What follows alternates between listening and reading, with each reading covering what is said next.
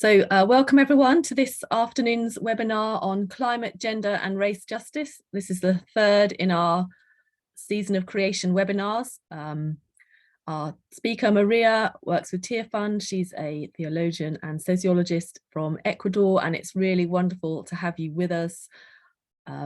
We'll start with your first slide in a moment. Just to let everybody know, the session is being recorded. I'll be able to share with you afterwards the recording and probably the slides as well. If you're here as a participant, you can't see or hear one another, but you can talk to each other in the chat box, and you can ask direct questions to Maria in the Q&A box, and we'll address as many of those as we can at the end. So I'm going to share now. Oh, Maria's just gone.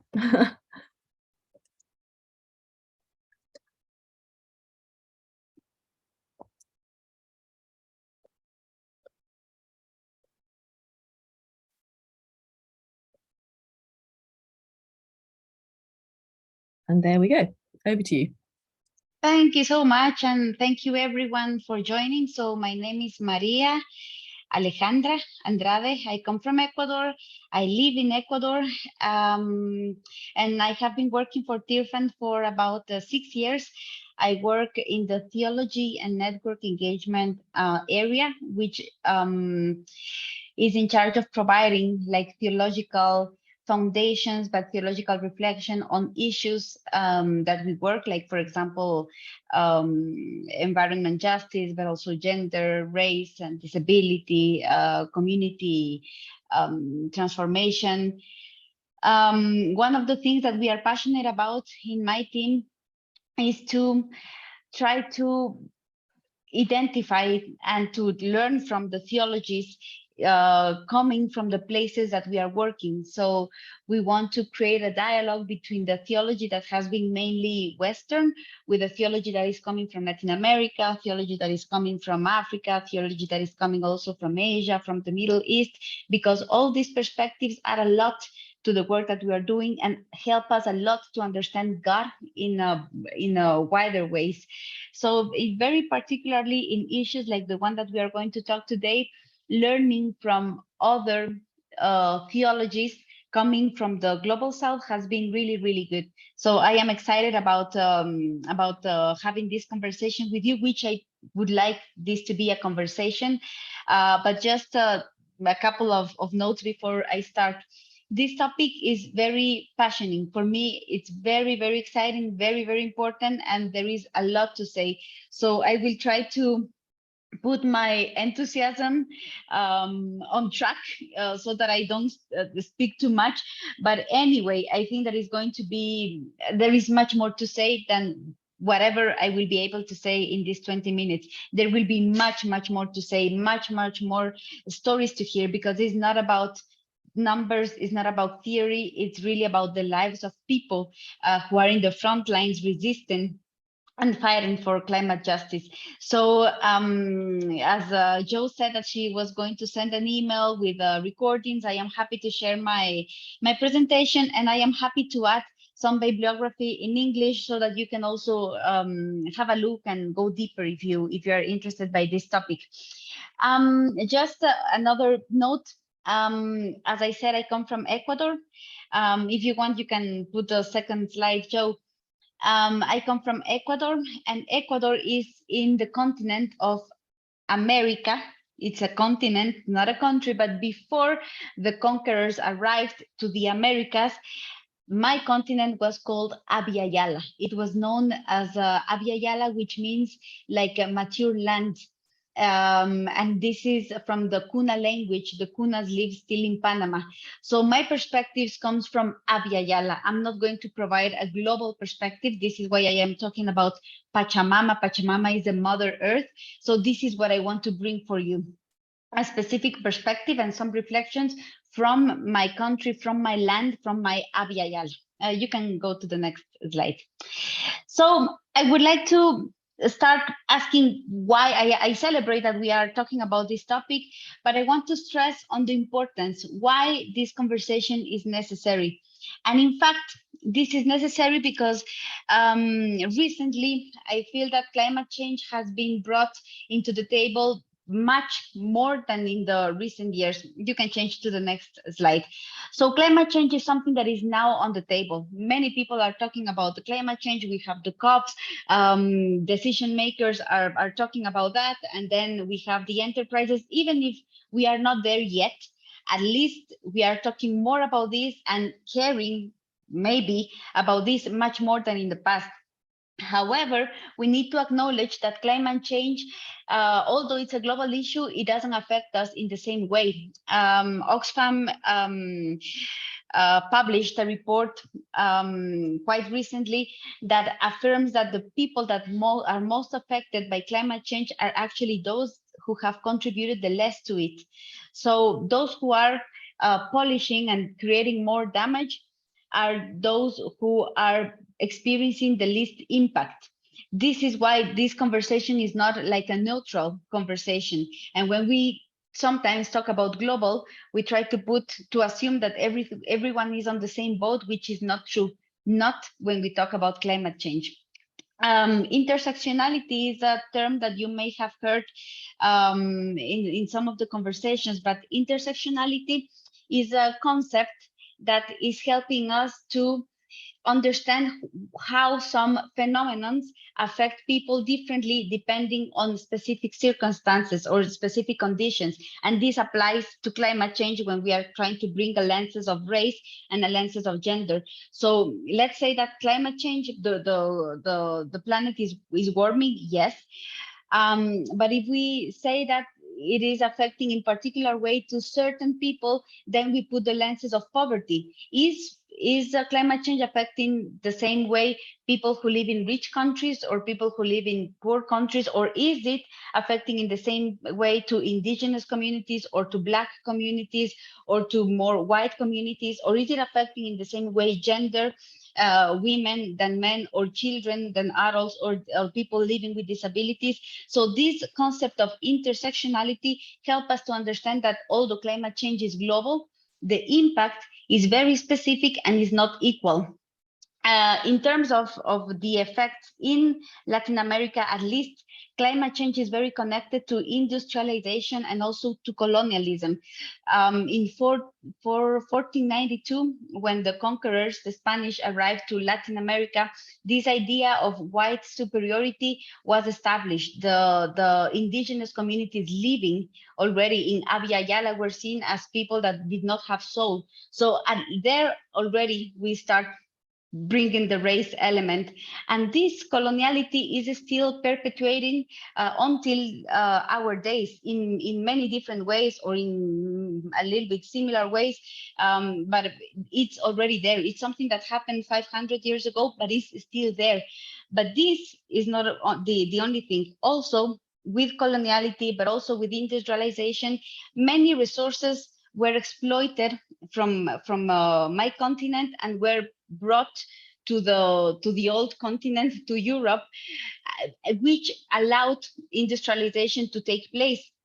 But the effect of all that looting and all that extraction of millions of resources left Abya Yala, left the continent with a lot of damage in the soil, and one of those effects is Haiti. Haiti is not poor because they are people that they don't do a lot of effort and they don't like to, they are lazy.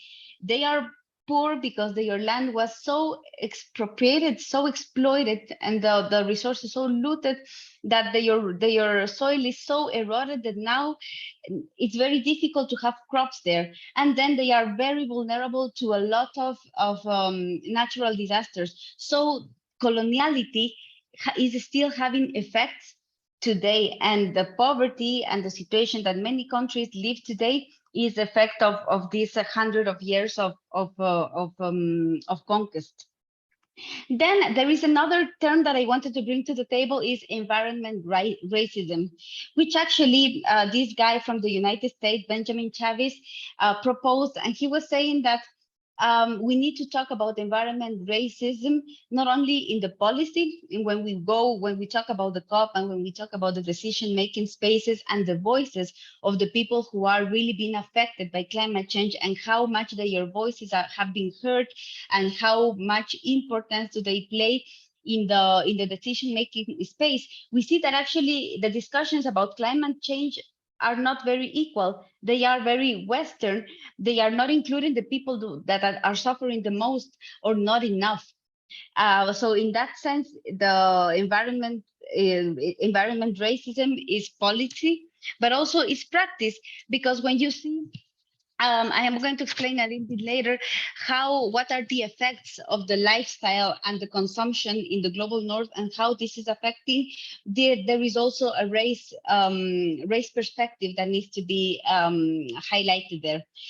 One of the theologians that I like a lot in Latin America, Leonardo Boff, he talks about environment, all the system that creates the situation that we are living today, our system, our capitalist system, and this logic of consumption that forces to have more production, that forces to have more extraction, and actually that forces to discard a lot so that we can keep consuming. All this system creates two types of injustice, one social and one environmental. So we cannot talk about climate change as if this was something isolated.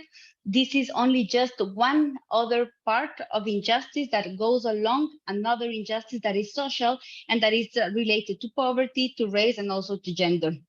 And this is why in some movements, in some spaces, we are not talking about climate crisis or climate change anymore. We are talking about climate justice because it's a justice issue. And eventually it's not about climate. But again, when we think about climate, I can recall some friends saying, yes, but the earth has been warming regularly throughout all the history, so it's normal. Yes, but this doesn't deny that we are still experiencing an environment justice. So it's an environment justice that we want to address. Next slide, please. I want to share some stories, and we can go to the slide 7, Joe. There is a lot of things that could be said, and in an era as the one that we are living, there is no excuse to not know things. Can you click again? Again, you can go to the 8. Next. There. So I want to try to explain you, and also this is very complex, so it's not only one way, but how do we experience the effects of climate change and this environment injustice in our land? So one of the effects of the warming of the earth, of the planet, is that the natural disasters are becoming stronger, so more violent. They are becoming more frequent, and they are also becoming more unpredictable. And although natural disasters have always existed, the part that we are playing as human beings into that has creating a lot of trouble, especially in populations that are already at risk. And many of those populations are not in the global north, they are more in the global south. And if they are in the global north, there are some pockets where there are maybe black population living, for example, in the United States. So let's say natural disasters and the way that this is impacting people's lives is one of the ways in which this warming of the planet is impacting. But there is also like a human destruction, which can be legal, but also illegal. And let's talk about extractivism.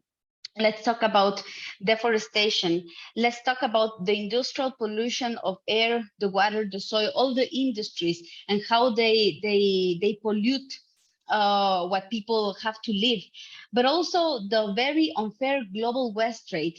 And I was not really aware of this, but maybe some years ago, that the waste that is used in big countries in the global north are actually sent or sold to my country, to my region, to Africa, and also to Asia. So what is discarded in the global north is actually brought to our poorer countries, including some hazardous waste.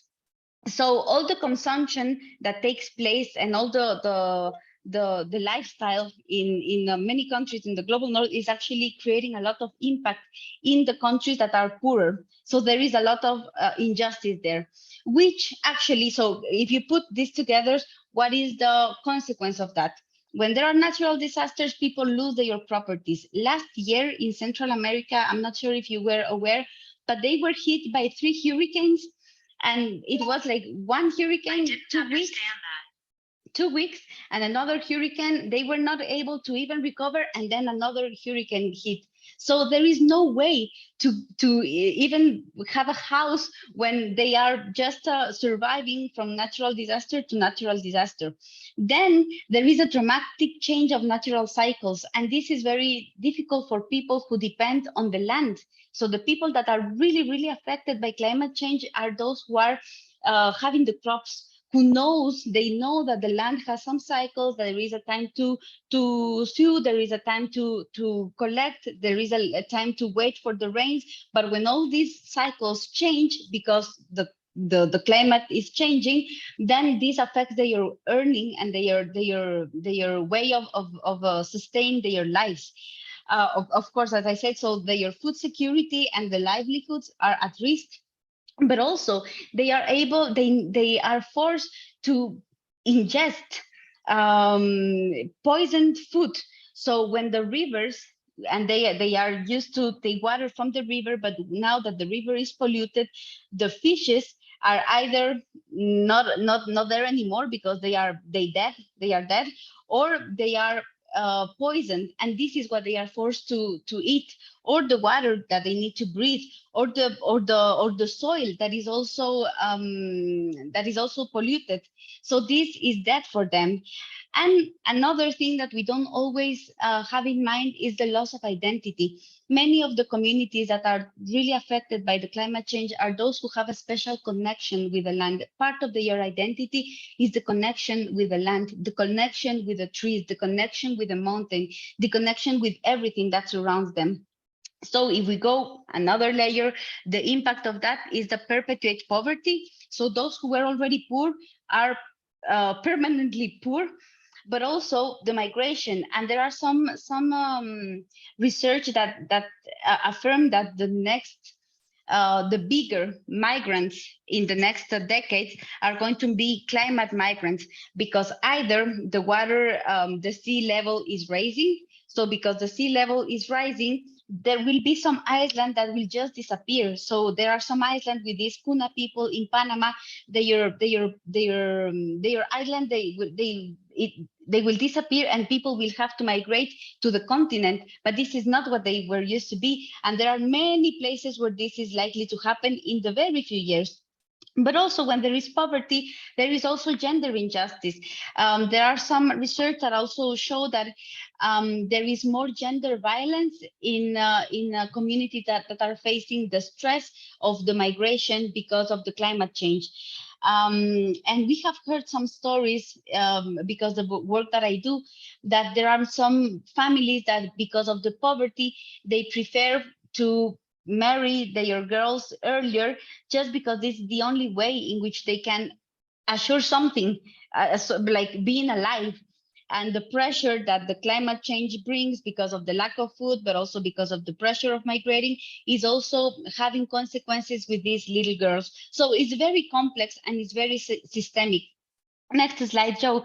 But in essence, the environment injustice is threatening the very existence of many indigenous communities. Let's go to the next, to slide 10.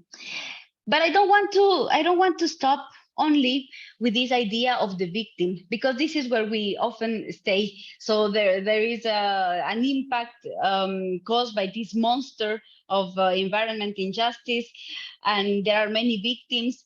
But if there is something that I would like you to leave today in your heart, is the face of resistance. Next slide, please, Joe.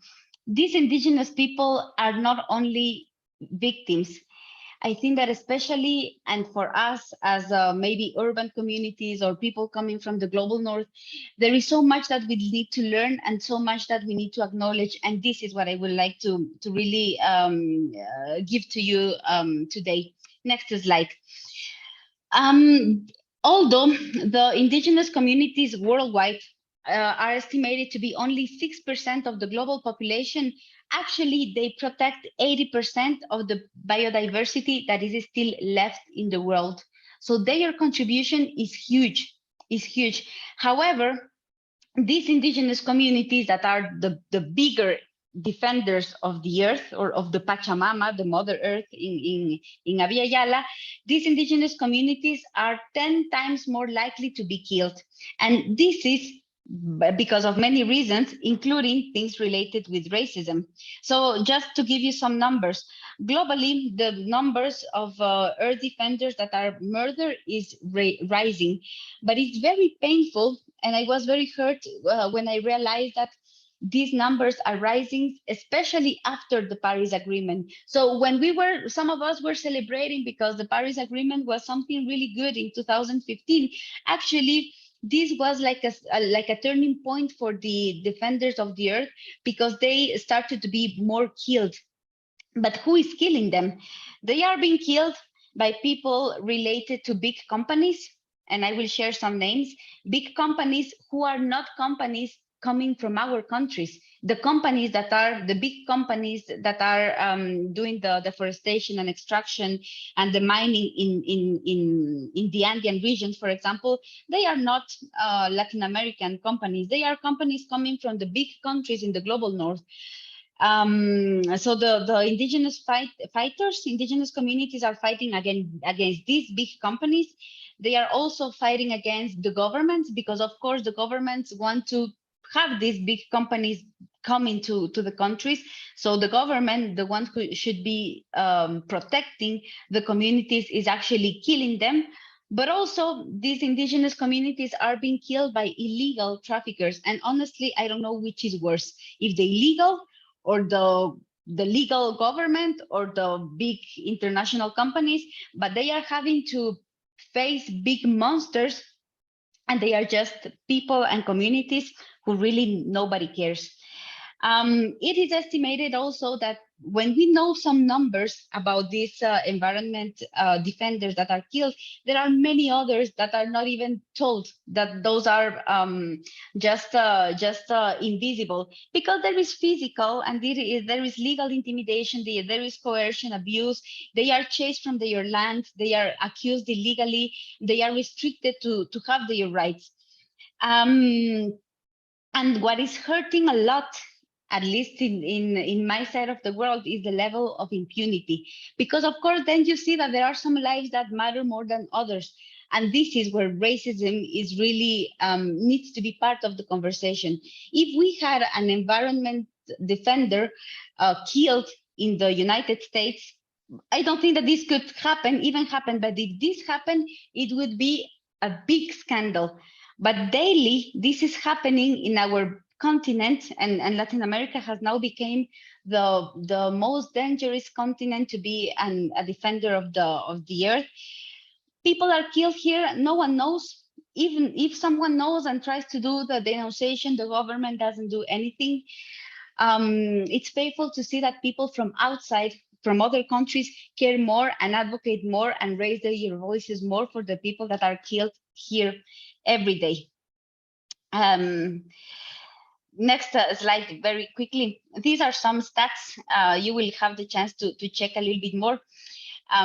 Next slide. There is the Global Witness report in 2020 that stated that the failure to combat climate change is forcing the most vulnerable to the front lines and to pay with their lives. And when we say to pay with their lives, is not romantic or hypothetical.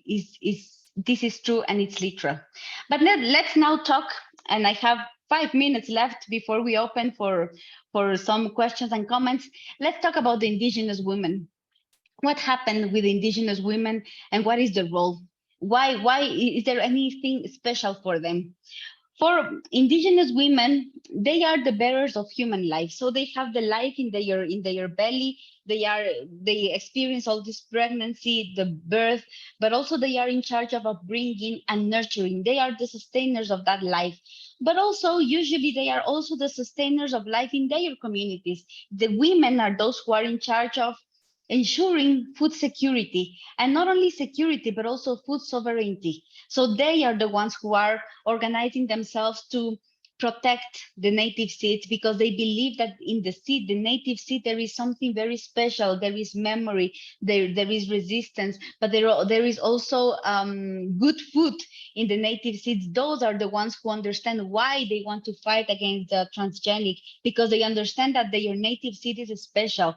They are the ones who are in charge of the soil. They prepare the soil. And actually now in September, in the mountains, in the Andean mountains, indigenous communities are celebrating the Colla Raimi. Colla Raimi is the period, one of the big feasts from the Quichua tradition, where they are preparing the soil so that the soil can receive the sacred seed that will come to the soil, and they will bless the soil and will expect like a good crop.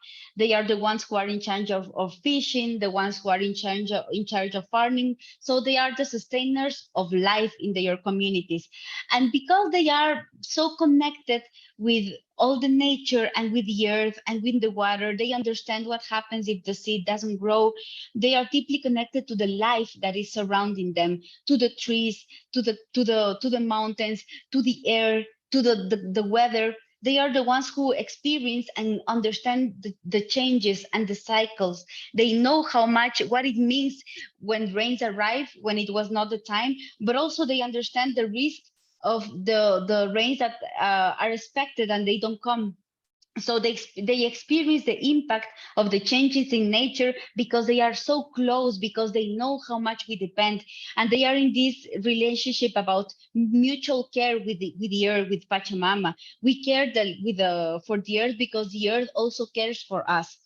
The women are also in indigenous communities the custodians of ancestral spirituality, that spirituality that brings them to be connected with everything, that interconnectedness. They are connected with the tree, they are connected with the water, they are connected with the spirits, they are connected between one another. This interconnectedness, this interdependence, inter-responsibility, mutual responsibility and mutual care is part of the things that they care, their identity and also their memory, not only through going to the streets, but through the chants, through the weavings, through the art, through the wisdom, their ancestral wisdom, through the medicine.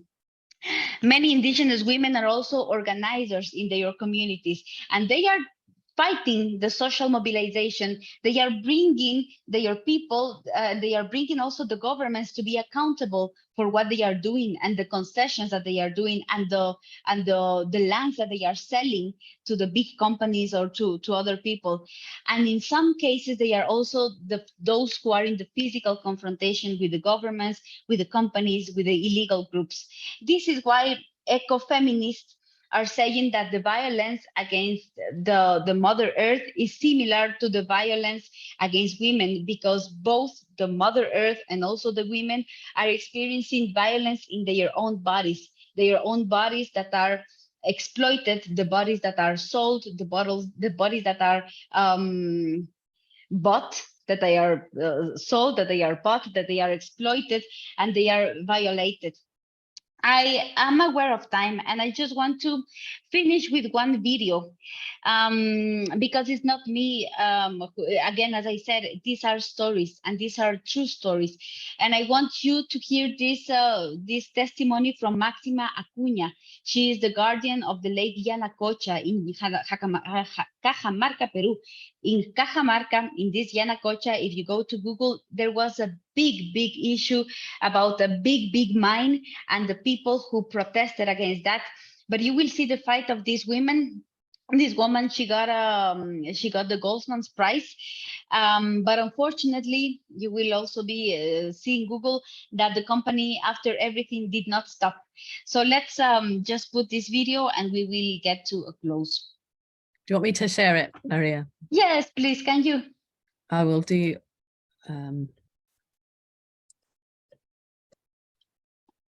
Otherwise, I also have it here. Do you want me to try? Can you see it now? No, I see your calendar. Oh. Is that better? Yes. Right, let's press play. You'll get some adverts. Gives you unlimited social media from just £10 a month.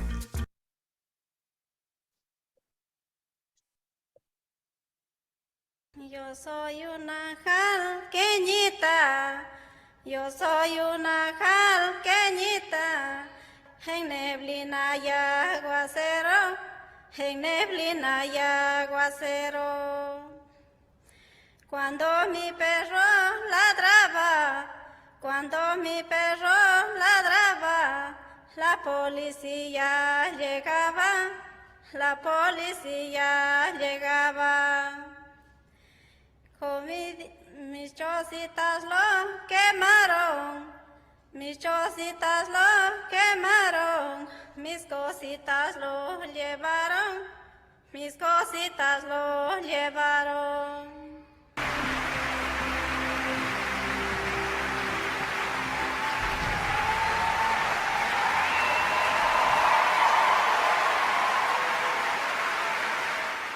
Soy una jalqueñita, yo soy una jalqueñita, que vivo en las cordilleras, que vivo en las cordilleras, pasteando mis ovejas, pasteando mis ovejas, en neblina y aguacero, en neblina y aguacero.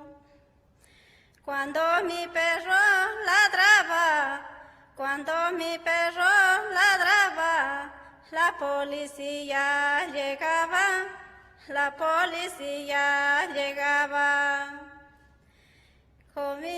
Mis chocitas lo quemaron, mis chocitas lo quemaron, mis cositas lo llevaron, mis cositas lo llevaron. Comidita no comía, comidita no comía, solo agüita yo tomaba, solo agüita yo tomaba. Thank you. Camita Thank you very much, Joe. I want to finish just with the last slide. Berta Cáceres is an indigenous woman from the Lenca indigenous community in Honduras. She was murdered in 2016 in a complicity with the government and also a private company. And she says, let's wake up. Let's wake up, humanity. There is no time. Our consciences will be shaken by the fact that we are only contemplating self-destruction based on a capitalist, racist, and patriarchal predation. And this is also my call for all of us. Thank you very much. And I hope that we have time to talk together. Thank you, Maria. There's a lot to take in there. I think very moving stories. So I'm just going to allow people a moment to try and process some of what they've said, heard, and thought about. And there's a couple of questions already, but if you've got a question to ask Maria, then this is your moment to put it in the Q&A. I'll just give you a couple of minutes and then we will come back together again. And I'll pause the recording, otherwise there'll be 2 minutes silence when people watch it back later. Thanks very much. Yeah. I would love to, I haven't been able to read the questions, all the questions, but I would love to read them. Is there a way that you can send them to me? I don't know how you can save the questions. Okay, if there is a way, otherwise it's fine. We can, I can leave them. Can you open them? Everyone's free to go, but I'll stay here in with Maria. No, I think that I found a way. Yeah, I can. Yeah, I think that I found a way somehow. Yeah, I can save the chat, but I can't save the questions. Perfect. Thank you so much. It's been a pleasure. Thank you. Thank you. Save chapter, there we go.